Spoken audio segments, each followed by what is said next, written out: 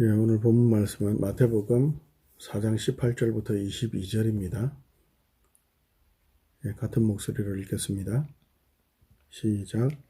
갈릴리 해변에 다니시다가 두 형제 곧 베드로라 하는 시몬과 그의 형제 안드레가 바다에 그물을 던지는 것을 보시니 그들은 어부라.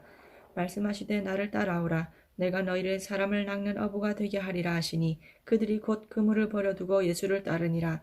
거기서 더 가시다가 다른 두 형제 곧 세베대의 아들 야고보와 그의 형제 요한이 그의 아버지 세베대와 함께 배에서 그물 깃는 것을 보시고 부르시니 그들이 곧 배와 아버지를 버려두고 예수를 따르니라. 아멘. 아멘. 예, 예수님께서 세례를 받으시고 세인교의 대표로 세례를 받으시고 그리고 시험을 하나님께 순종으로 이기시고 그리고 이제 본격적으로 그 사역을 하시는데 그 사역의 시간이 4장 12절부터 드러나죠. 근데 우리가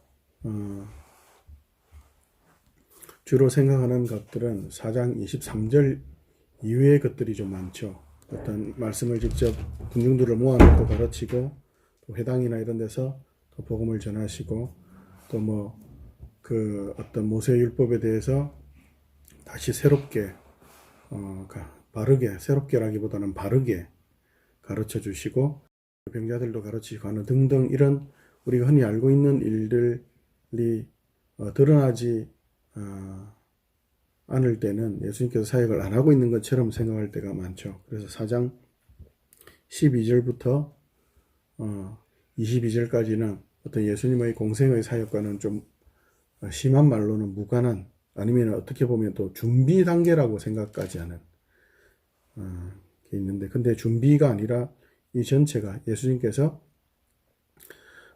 세례요한으로부터 세인류를 대표하여 참 사람으로 오신 그 사람의 대표로 그걸 선포하는 의미에서 의미뿐만 아니라 실제로 그렇다는 것을 알리는 그 수세부터 사실은 사역이라고 봐야 하죠.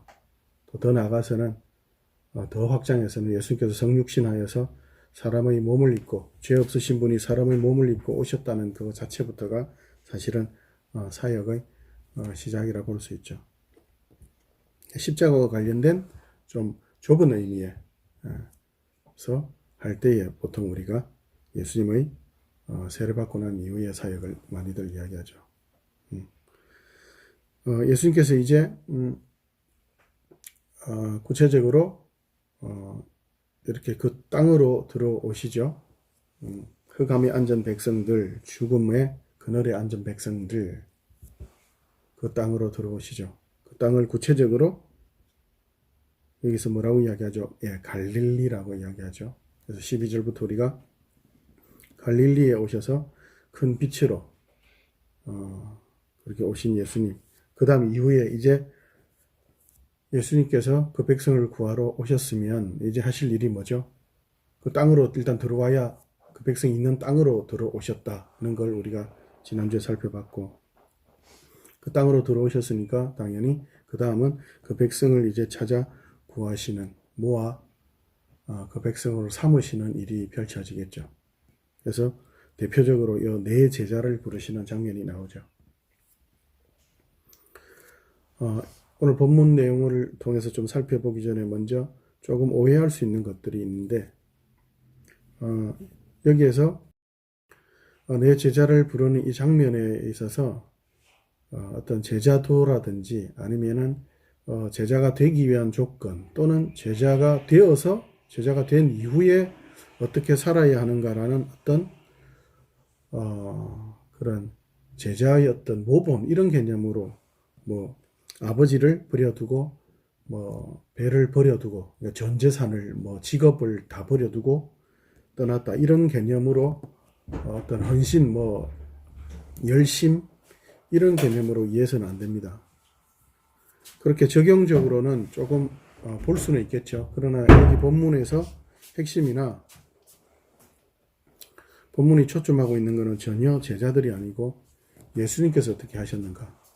예수님께서 보이신 행보에 초점이 있기 때문에 예수님이 아니라 제자들의 초점을 두는 해석은 좀 조심해야 합니다.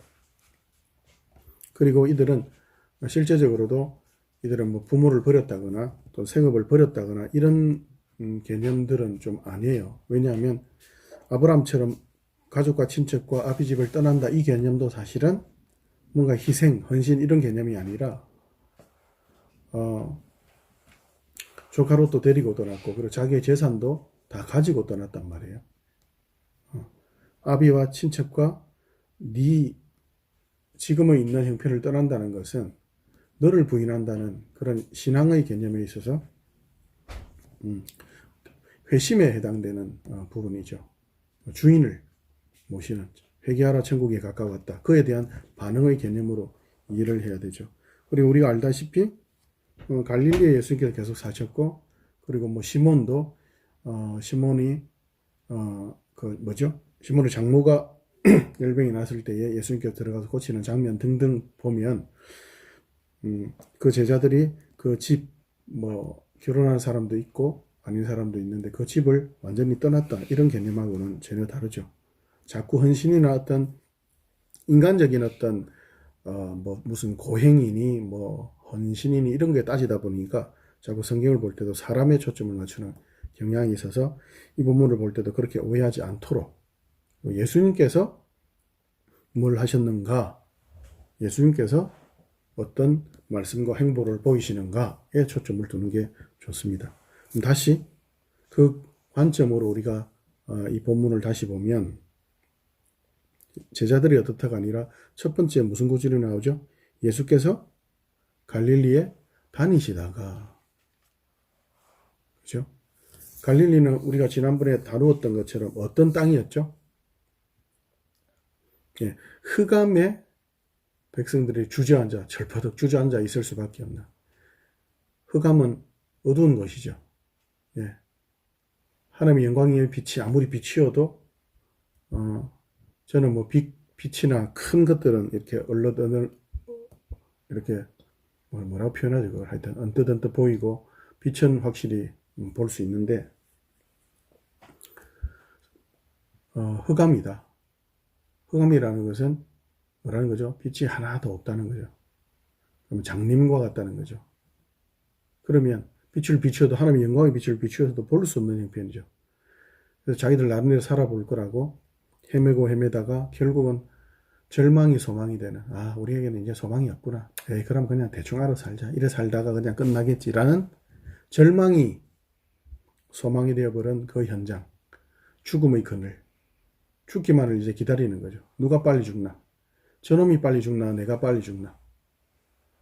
아둥바둥 돈이나 명예나 권력이나 싸우는 이유가 결국 뭐죠?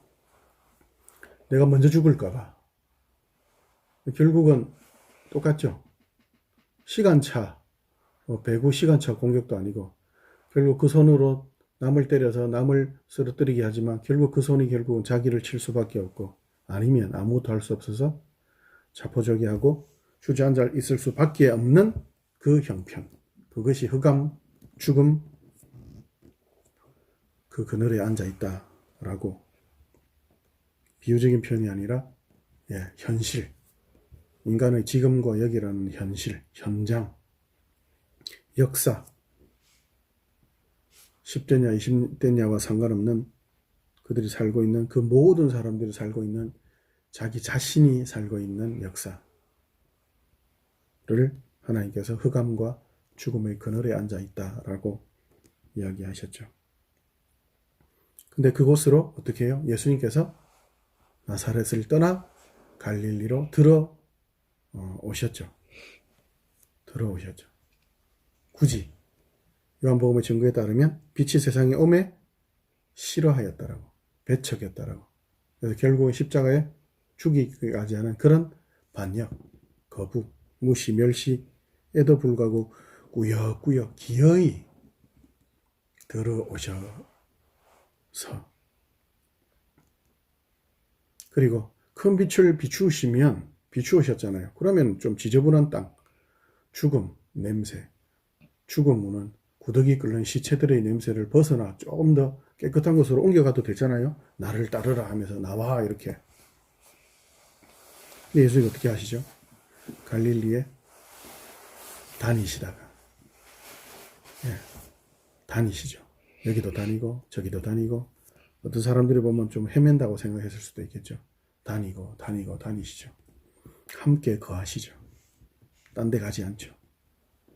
갈릴리에 가장 어둡고 척박하고 사회 경제적인 것뿐만 아니라 영적으로도 이스라엘 사람들이 사마리아인들 비슷하게 취급하는 이방인들과 섞여 사는 예, 아주 하층민, 천민 취급하는 그런 땅에 그대로 같이 거하시죠. 거기서 바닷가도 다니시고 거기에서 집도 거기에 두시고 그리고 그 일을 다니시는 것을 넘어서서 어떻게 보면 천국 하나님 나라의 왕으로 오셨는데 그러면 자기의 백성들을 자기의 군대 장관 무슨 장관들 이게 조금은 좀 뭐라 그래야 돼요. 좀 학벌도 있고 좀 능력도 있고 좀 이런 사람들이 아니라 그 당시에 천대받던 어부 대표적으로 이 네 사람을 이야기하죠. 그리고 나중에는 또 다른 제자들에 대해서는 마태복음에는 안 나오고 이 네 제자와 그리고 세리 그 당시에 거의 개, 돼지 이런 어떤 짐승급으로 취급받던 그거보다 더하죠. 그죠. 매국노, 창녀, 세리 같은 부류, 도둑놈, 살인자와 세리는 같은 급이죠. 그런 제자를 부르시는 장면이 나오죠. 결국 여기서도 제자를 고르다가 좀 좋은 놈들, 조금 그래도 좀 쓸만한 똘똘한이 아니고, 그냥 예수께서 소문이 있었겠죠. 그래도 선지자인데 제자를 찾는데, 야, 제자 누가 됐는데? 그러니까 베드로가 됐대, 시몬이 됐대, 안드레가 됐대, 요한이 야고보가 됐대. 응? 뭐라고 다시? 아, 사람이 됐구나. 아, 걔들이 된 거야? 아, 사람이 됐네. 아, 사람이면 다 그냥 예수님 제자가 되네. 천국 백성이 될 수 있네. 어떤 지역, 갈릴리에서 제일 잘 사는 부자 동네 이런 개념, 그 중에서 고르고 그런 개념이 아니라 그냥 갈릴리 사람. 그냥 갈릴리에 사는, 갈릴리에서 흔히 볼 수 있는 그냥 갈릴리 사람. 아, 그냥 사람을 그냥 예수님께서 제자로 삼으셨네. 갈릴리인을. 그냥 걔들을 그냥 삼으셨네. 그냥 아무난 거예요. 써먼. 누군가. 아무개. 갈릴리에 기어이 구역구역 들어오셔서 갈릴리에 잠깐 머물다 떠나시는 것이 아니라 거하시고 행하시고 헤매고 다니시고 결국 그 갈릴리에서 그 백성을 찾으시는 불러내시는 기어이 그렇게 하시고 많은 예수님. 그래서 오늘 설교 제목이 강론 제목이 조금 과하다고 생각도 들지만 예수님 진정한 갈릴리의 죽돌이 약간 이 전문 용어인데 제가 젊을 때 들었던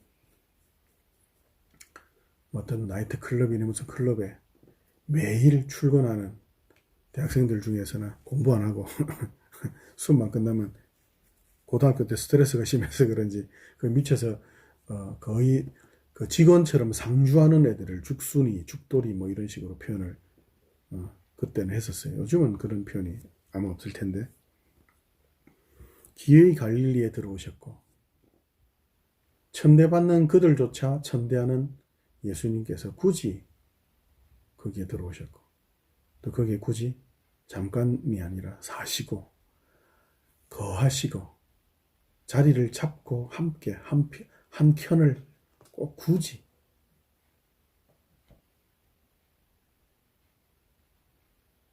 노숙자들 그 좁은 틈에 굳이 기어이 비집고 같이 사시고 그들 중에 몇 명을 제자 삼으시는 백성 삼으시는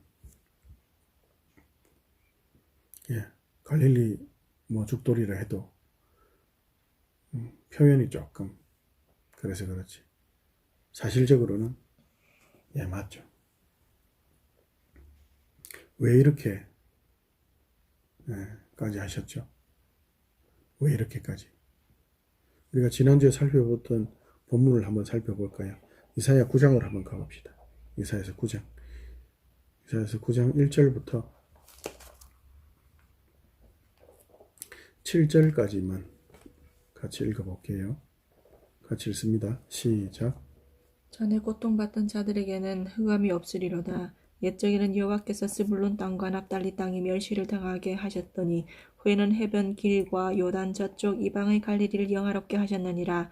흑암에 행하던 백성이 그 큰 빛을 보고 사망이 그늘진 땅에 거주하던 자에게 빛이 비치도다. 주께서 이 나라를 장성하게 하시며 그 즐거움을 더하게 하셨으므로 추수하는 즐거움과 탈취물을 나눌 때의 즐거움같이 그들이 주 앞에서 즐거워하오니 이는 그들이 무겁게 맨 멍에와 그들의 어깨의 채찍과 그 압제자의 막대기를 주께서 꺾으시되 미디안의 날과 같이 하셨음이니이다. 어지러이 싸우는 군인들의 신과 피 묻은 겉옷이 불에 섭같이 살라지리니 이는 한 아기가 우리에게 낳고 한 아들을 우리에게 주신 바 되었는데 그의 어깨에는 정사를 메었고 그의 이름은 기묘자라 모사라 전능하신 하나님이라 영존하신 아버지라 평강의 왕이라 할 것임이라. 그 정사와 평강의 더함이 무궁하며 또 다윗의 왕자와 그의 나라에 군림하여 그 나라를 굳게 세우고 지금 이후로 영원히 정의와 공의로 그것을 보존하실 것이라. 만군의 여호와의 열심히 이를 이루시리라. 아멘. 아멘. 지금 예수님께서 갈릴리 지방에 들어오셔서 사시고 제자를 부르시는 그 장면에 대해서 구원이 있을 거다. 예전에는 멸시를 받았던 땅이 영화롭게 될 것이다. 하나님께서 멸시를 받게 하셨다는 그렇게 되어 있죠. 그는 주권적인 표현이고 왜 멸시를 받게 되었죠? 멸시의 기준은 죄죠. 죄 가운데 비참하게. 그래서 누가 더 우상을 잘 섬기고 누가 더 못된 짓 잘하나 그렇게 싸우다가 진놈들이 어떻게 되는 거예요? 예, 개고생하고 비참한 형편인 거죠. 헛구덩이 진흙탕 속에 저끼리 싸우다가 결국은 뭐예요? 선을 위해서 싸우지 않고 악을 위해서 누가 더 큰 악을 행하나 싸우다가 결국 그렇게 된 거죠. 그런데 그들이 영화롭게 되었대요. 이유는 뭐라고요? 그 뒤에 그들이 어떻게 되냐면 전쟁에서 마치 예전 형편은 전쟁에서 진 패잔병들이 그죠? 막 옷도 다 찢어지고 군복도 다 찢어지고 먹을 것도 군량미도 없고 막 도망가고 거지처럼 군인인지 거지인지 모를 그런 형편이었는데 그 뒤에는 어떻게 됐다고요? 하나님께서 영화롭게 하시니까 전쟁에서 승리한 자들처럼 그냥 막 길 가다가 막 그냥 금을 줍는 거예요. 길 가다가 그냥 100만 원짜리, 1000만 원짜리 외투 좋은 옷을 그냥 줍는 거예요. 길 가는데 그냥 막 그냥 그 정도의 어떤 즐거움과 기쁨이 왜라고 이야기하죠. 6, 7절에 간단하게 이야기해서 하나님께서 하실 거다. 예수 그리스도를 보내어서 내가 할 거다. 이유는 다른 이유가 없어요. 그들이 전쟁에서 이겼나? 그들이 하나님께 회개했느냐? 그게 없어요. 그냥 하나님이 할 거야. 하나님이 할 거야. 그게 예수님이 갈릴리 죽돌이라는 말까지 들으면서 그런 수모까지 들으면서 갈릴리에 들어오셔서 행하시고 제자를 부르신 왜 그러셔야 했는가? 왜 그러셔야 했는가?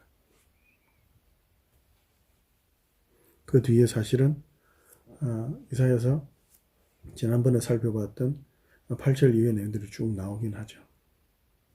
그 내용과 비슷한 내용이 로마서에 있는데 로마서에 가서 다시 한번 확인해 봅시다. 로마서 3장 10절.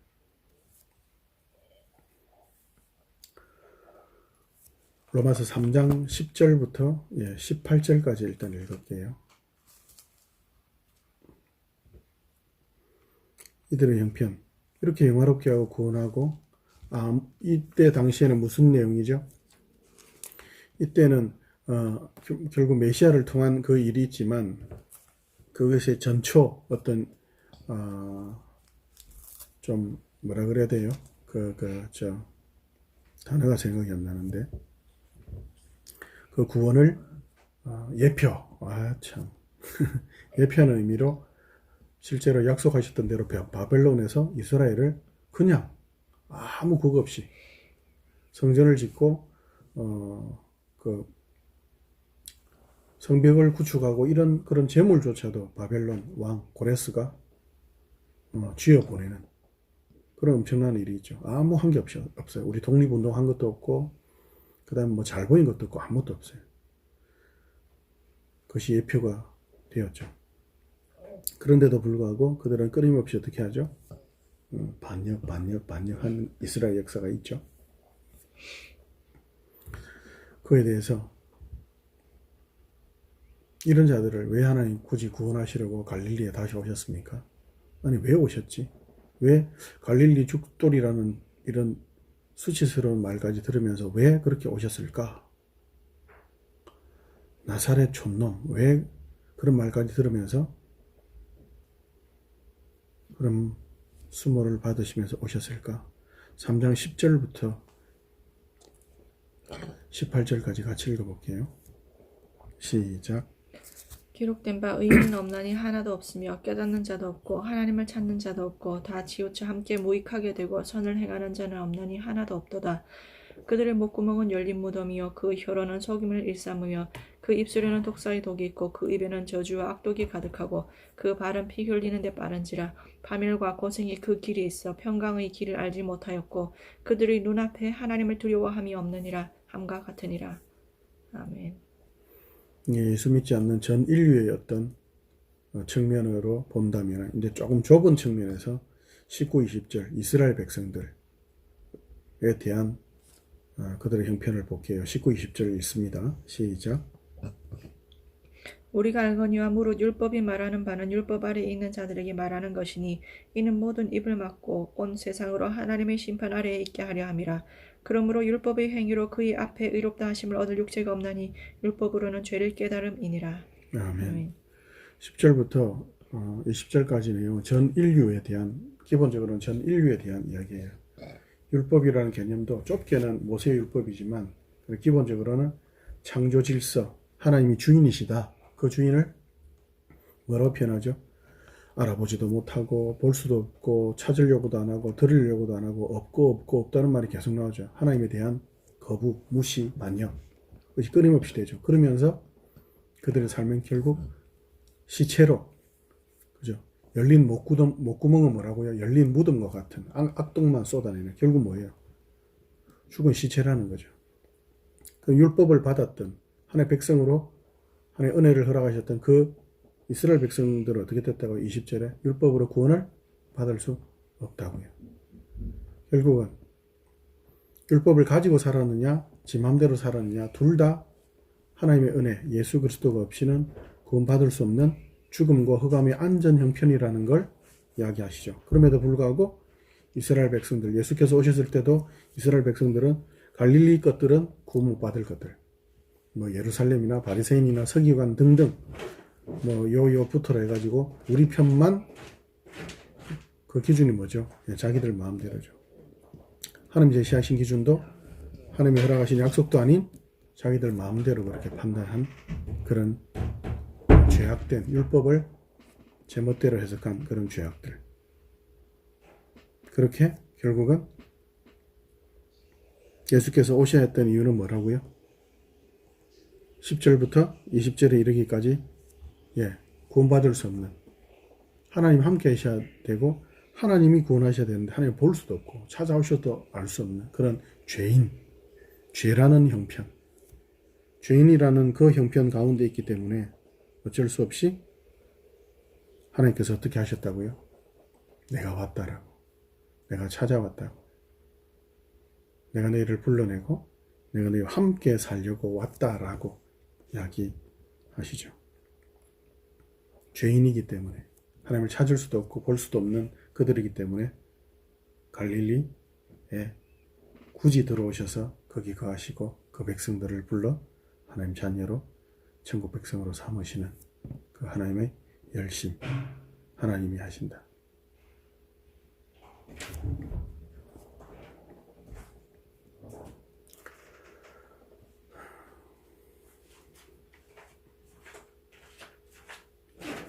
근데 그 하나님께 우리는 또 질문들을 하죠.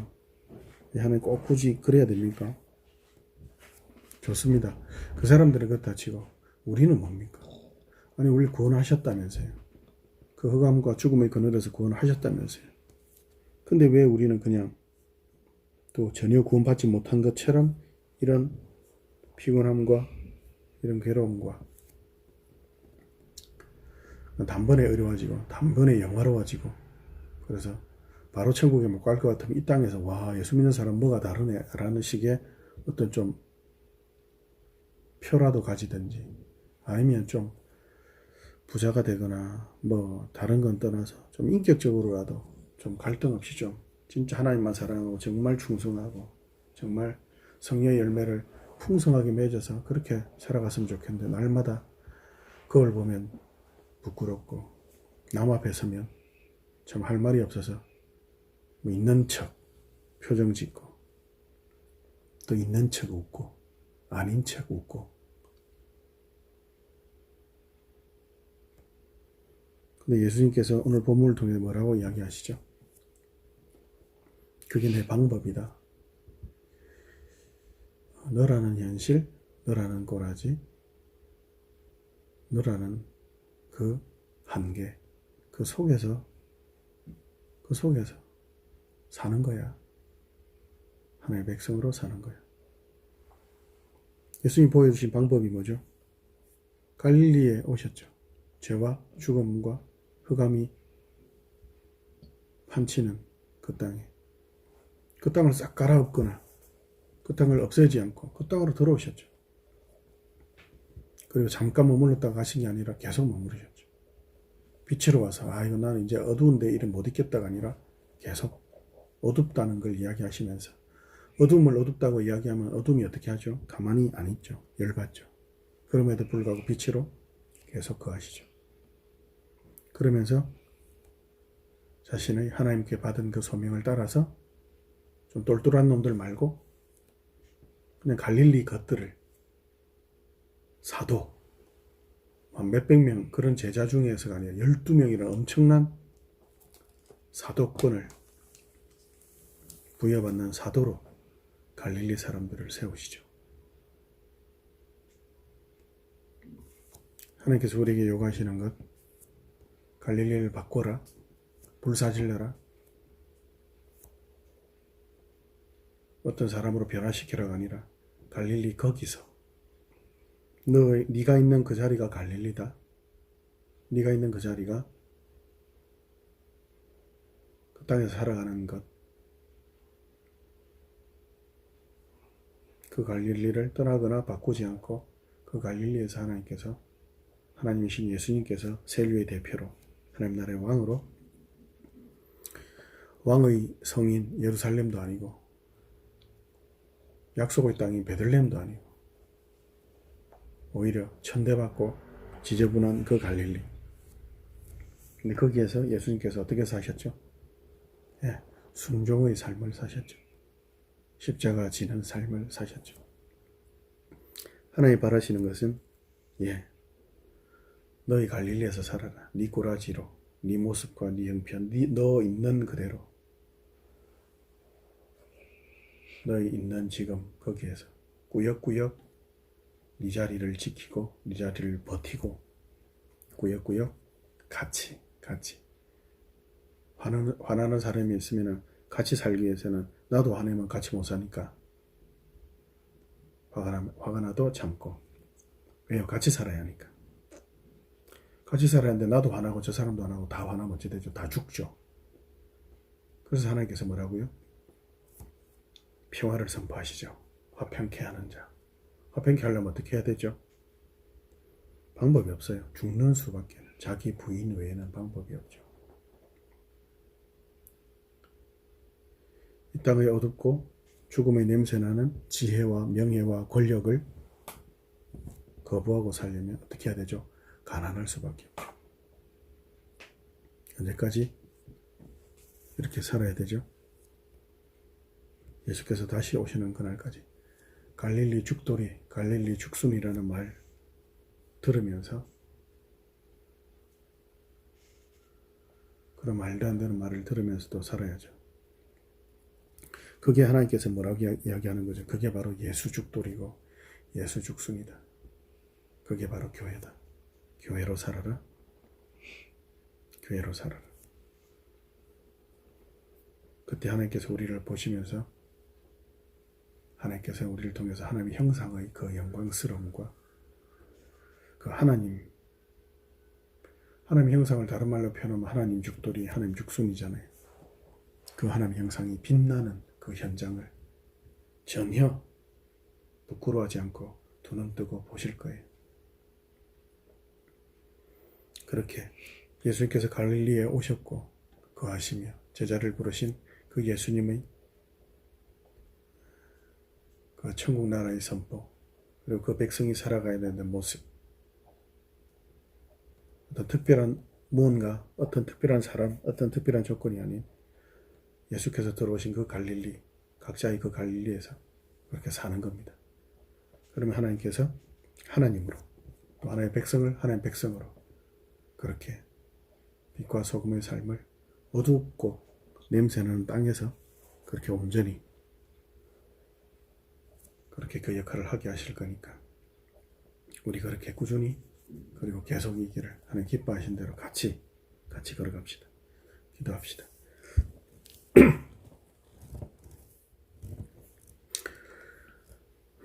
하나님, 주께서 허락하신 그 사랑, 우리를 대신하여 화목 제물이 되어 죽기까지 하는 그 사랑, 예수님이 제자가 되기 위해 사도가 되기 한 일이라고는 아무것도 없는, 그저 갈릴리에서 살았는데, 그저 예수님의 눈에 띄었는데, 예수께서 오셨고, 예수께서 보셨고, 예수께서 찾으셨고, 예수께서 거니시며, 예수께서 함께 하신 그것, 그 이유 외에 다른 이유 찾지 않도록 이 땅을 살아가야 하는 이유, 하나님이 계시고, 하나님 나와 함께 계시는 그 다른 이유, 그 이유 외에 다른 이유 찾지 않도록 주여 우리 눈을 밝히시고 귀를 여시고 우리의 마음 문을 하나님을 향하여만 꾸준하게 향하여 열어가고 또 나아가도록 날마다 은혜로 평강으로 역사하여 주옵소서. 이 시간도 하나님의 그 사랑의 손길로 그 은혜로 함께하여 주실 하나님을 찬양합니다. 우리 주 예수님 이름으로 기도합니다. 아멘.